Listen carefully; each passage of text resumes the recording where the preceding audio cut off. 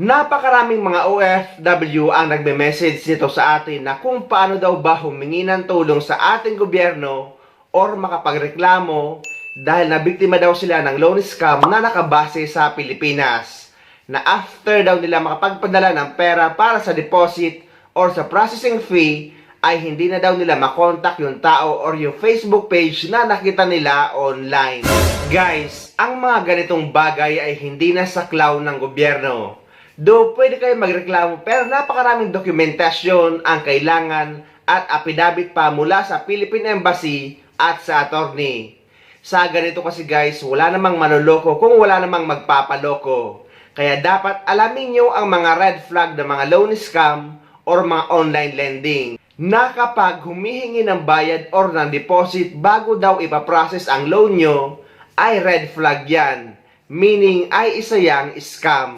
Panoorin nyo itong naging karanasan ng isa nating kababayang OFW at mga naging kasama niya sa iba-iba pang bansa na nabiktima ng loan scam or ng online lending. Ang overseas Filipino worker sa Hong Kong na si Vina, hindi niya tunay na pangalan. Isa sa mga Pilipinong nagoyo na nakita niyang lending company online. Sakto lang naman po sana sa pamilya, kaya lang nagkulang pa rin po eh. Naisipan kong nung may nakita ako dun sa page ng Facebook na OFW loan, nakala ko po legit. Kasi may nahiram po kasi ako na pera na nagamit nung kasal ng anak ko. Kaya sabi ko, i-try ko nga itong loan na to, baka sakaling makakuha tapos para makabayad na ako. At dahil nakabase sa Maynila at maraming likes at subscribers sa kanilang page, kumagat siya at ang iba pa niyang kasama sa alok nito. Nung una po, nag-chat po ako. Nagsabi ko, how po? May nag-assist po sa messenger. Sabi niya, if you yung kung talagang willing daw ako, i-install ko daw yung Telegram. At may loan officer na mag-a-assist po sa akin sa Telegram. Dito na muling pumasok ang modus ng mga manggagancho. Sabi, be-verified daw niya yung mga documents ko. Tapos after an hour, sinabi na qualified daw ako. Ang mga kasabwat kasama ni Vina sa group chat. Tapos may ginawang GC, sabi niya, may kasama akong dalawa, balik 3 kami na maglo-loan ng 200k po. Inad po ako sa GC. Kaya naniwala po ako na legit pala ito. Kasi yung isang kasama ko na sabi niya po nakuha na daw niyo yung loan. Nagbigay po siya ng 20,000. Umabot sa 47,000 pesos ang nakulimbat kay Vina. Nag-PM pa nga po ako doon sa kasama sa GC. Ako ay, kuya, totoo ba yan? Oo, sabi niya, legit, nakuha ko na, sabi. Kaya, nagguna po ako doon sa GC na magsesend. Tapos, nung naisend ko na po yung pera na 20, after 5 minutes, sorry, wrong account, hindi ma-transfer sa account mo yung pera. Na-unfreeze account, sabi niya. Hindi ma-transfer itong account mo pag hindi ka magbigay ng another 27k thousand. Ako naman po, nanginginig na po ako kasi naibigay ko na po yung 20,000. Sabi niya, makukuha ba talaga yan pag naibigay ko ulit itong unfreeze account? Sabi ko po, oo, naniwala po ako ma'am, kaya yun, naibigay ko po ulit yung panibagong unfreeze account. At dahil dito, halos 3 buwan na siyang hindi makapagpadala ng pera sa pamilya, mabayaran lamang ang mga nahiram niyang pera. Nung naibigay ko na po ulit yung panibagong 27, sabi magbibigay na naman daw po ako ng panibagong 17k, wala na po akong maibigay. Ala na po, so ko na po ako. Nung sinabi kong i-refund ko na, ayaw na po, blinak na po ako. Puno man ang pagsisisi, nagsilbing malaking aral ito sa kanya. Sa ngayon, doble kayod at pinapayuhan ng mga kapwa niya OFW na huwag nang maniwala sa ganitong mga modus. Kung pwede po sana mahinto na po yung mga ginagawa nila ng mga ganyan. Marami po kaming na-scam na mga OFW po dito. may kasakatunayan nga po, may GC po kami, halos mga 30 plus kami na iba-ibang bansa po. Huwag na pong magtiwala lahat sa social media, tsaka huwag na pong itry na umutan. Kasi sa ngayon, hindi pa rin po ako nakamove on kasi halos 3 buwan na po ako walang may padala. Para naman sa Philippine National Police Anti-Cybercrime Group, hindi na may tuturing na talamak ang online scam sa ngayon kung ang pagbabatayan ay ang kanilang record. Actually, hindi na siya ganun kadami na katulad nung dati. Nung 2021 hanggang 2022, talaga meron kaming raid sa mga companies na ang reklamo kasi nila dati, ito yung mga minumura sila, tinatakot dahil hindi sila nagbabayad. So, nung nagkaroon na nga ng batas, yung Financial Consumers Protection Act, na kung saan ay talagang ipinagbabawal ito sa mga lending companies, na huwag gawin yun. Pati yung interest nga, pinagbabawal na sobrang laki.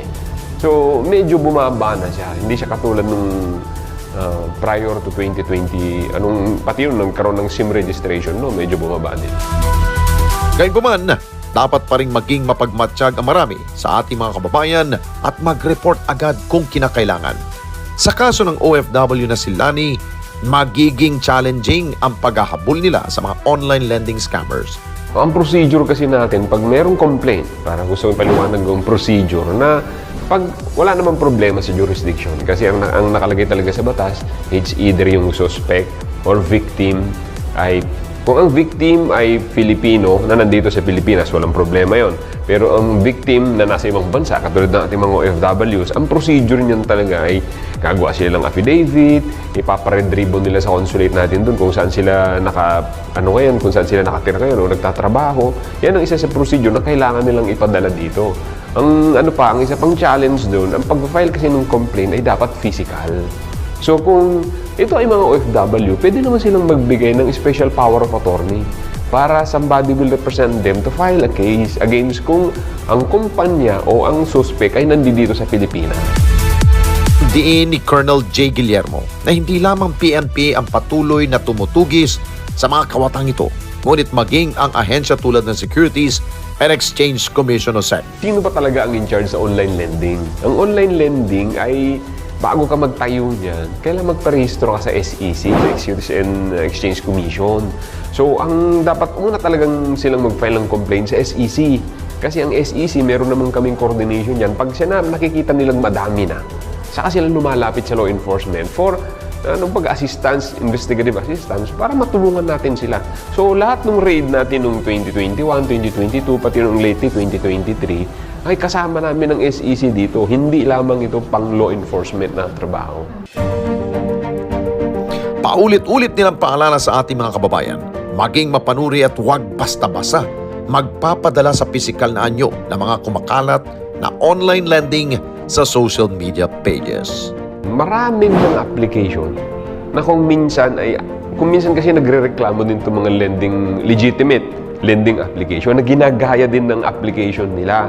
So, ang problema doon, ang oras na nanghingi ng bayad dyan in the processing of a loan, ay talagang red flag yan. Kasi ang interest niya ay, nanghihingi kagad ng pera na dapat doon, ipoproseso mo muna. Yung mga ganun na, pagka okay na, siyang magbibigay sa'yo ng pera. Kasi hindi yung applicant, siyang magbibigay ng pera. So, yun ang red flag doon. Pag ikaw na nanghihiram, sabi niya kailangan magbayad ganito, ay wag natin gagawin yun dahil kumbaga scam yun kagad eh. Dagdag pa niya na kung hindi talaga maiwasan ang manghiram sa mga personal na lamang nakakilala, sumangguni at makiusap. Opo, napakaraming mga challenges ng ating mga OFWs. So, tignan po natin maigi kung ano yung mga transaction natin sa online. Kahit sabihin po natin nangangailangan po kayo ng pera. Kung may mga kakilalan po tayo, yung personal na lang tayo manghiram para at least doon kung manghiram man kayo, may physical kayong kasunduan para hindi po kayo mamimiligro o hindi magdoble-doble yung interest nyo. Pero kung sa online po, talagang I'm discouraging you, hanggat maaari, huwag po kayong pag-engage sa online lending. Kaya guys, mag-iingat kayo lalo na kapag may nag-aalok sa inyo ng loan online na wag kayo basta magsisend ng pera kapag ganito. Dahil scam yan.